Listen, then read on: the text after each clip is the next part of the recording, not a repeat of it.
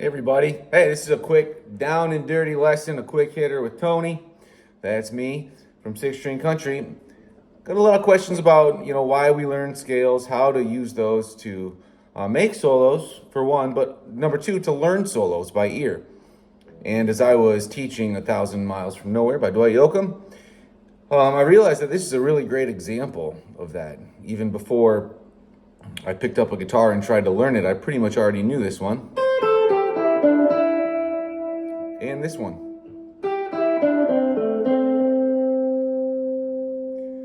And so let's talk about how I could just see that in my head, but it makes sense once you understand this. So let's just take a look at a C scale. If you learned C major pentatonic positions, then this would be position 5. Why? Because an A, that's the shape we're in, and A is the 5th note of C pentatonic. 1, 2, 3, 4, 5, right? If you learned the numbering as minor pentatonic, so you're talking about the A minor pentatonic scale, then this would be position 1, because that's an A note. All right, and so when I was getting going, and still to this day, when I'm practicing scales, or warming up even,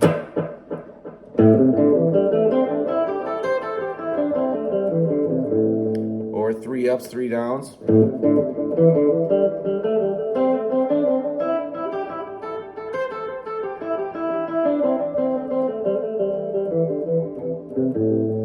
All right, so when that's in your head deeply enough, you hear something like,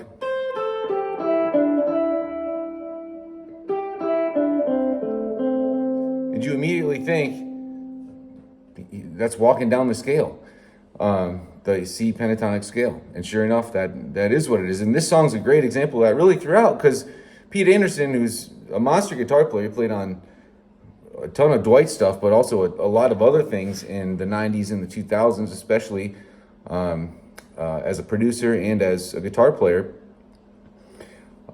He stays pretty much in the C pentatonic and diatonic scales. So let's move on to a different riff. So when we get to the bridge solos at the end, and then it turns into a long solo for the outro over the verse progression. The first riff is this. Excuse me.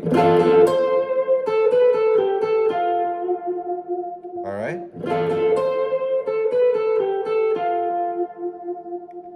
So let's switch gears and talk about the diatonic scale as it relates to this riff.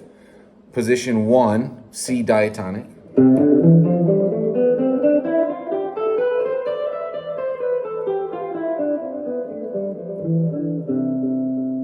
Okay, if you're used to doing 3 ups.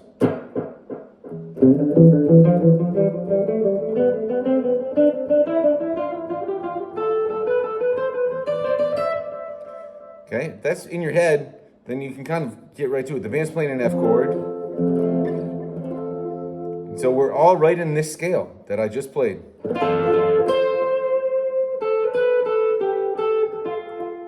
And Pete Anderson is centering that riff around the F chord, around this. So if you're used to,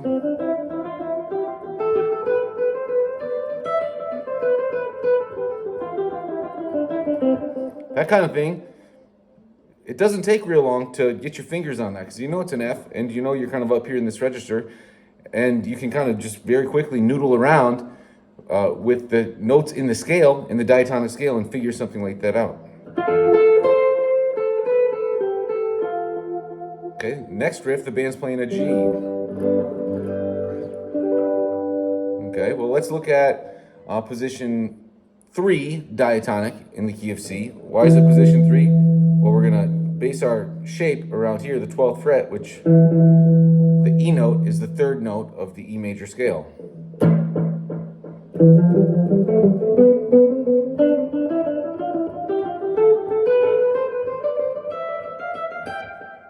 Okay, and the riff is this.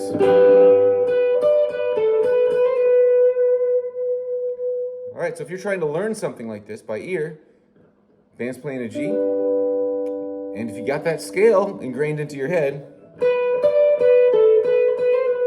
might take a little fiddling around, but you know that you're in the right spot and you know you can basically, unless you hear something differently, you can stay within that scale and figure these licks out relatively quickly. So that's just a little food for thought for you. Just a practical example of why putting the time in on scales and running drills like that will come to help later on when you're trying to figure stuff out.